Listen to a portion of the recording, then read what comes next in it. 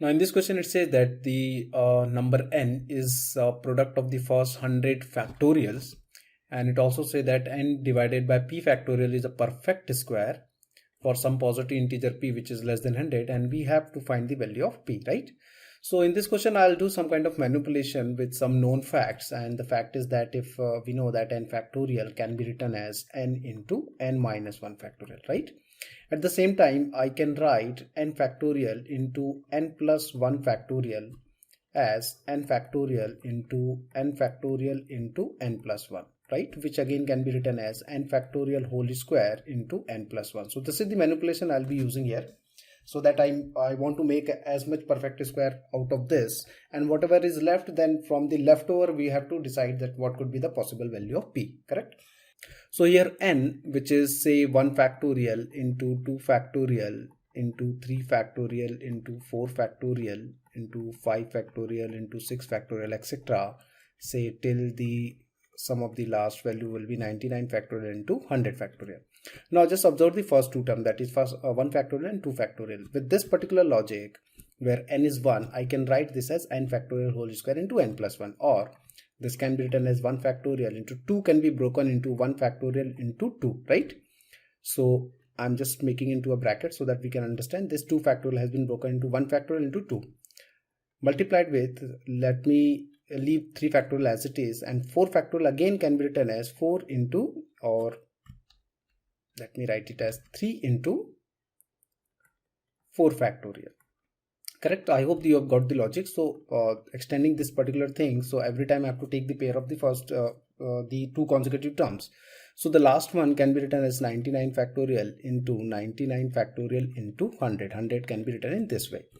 Again, this can be simplified as 1 factorial whole square into 2 plus 3 into 3 factorial whole square into 4 into the next will be 5 factorial whole square into 6, so and so forth till the last one, which will be 99 factorial whole square into 100, right? So here what I have done is that I have taken out whatever perfect square we can make out of the given product. So let me just write down all the perfect squares at one place. So it will be 1 factorial into 3 factorial into 5 factorial, etc., till 99 factorial whole square, correct?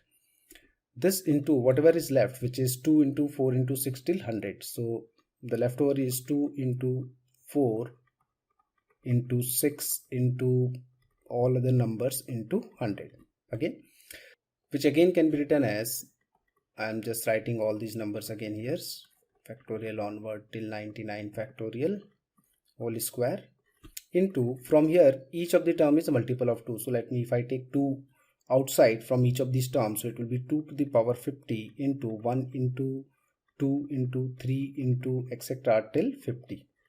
Fine. So let me use this space. So till now we have got the value of n to be equal to this particular thing, which is 1 into 3 or 1 factorial into 3 factorial, etc., till 99 factorial whole square into 2 to the power 50. Now look at this term. This is nothing but the product of the first 50 terms, first 50 natural number, which is nothing but 50 factorial. So I can write this as 50 factorial. Correct? Now observe that this particular thing is a perfect square. 2 to the power 50 again is a perfect square. But 50 factorial is not a perfect square, which can easily be understood like 50 factorial will contain a lot of prime numbers more greater than 25 only once, and a lot of other prime numbers less than 25 wherein the power could be odd, right? So straight away I can write that if I divide this term with 50 factorial, so n divided by 50 factorial will be this term into 2 to the power 50, which is a perfect square, because both of them are perfect square. So product of two perfect square is also a perfect square. So comparing it, we can say that n by 50 factorial is nothing but n by p factorial. So straight away the answer for p is 50. So 50 is the answer for this question.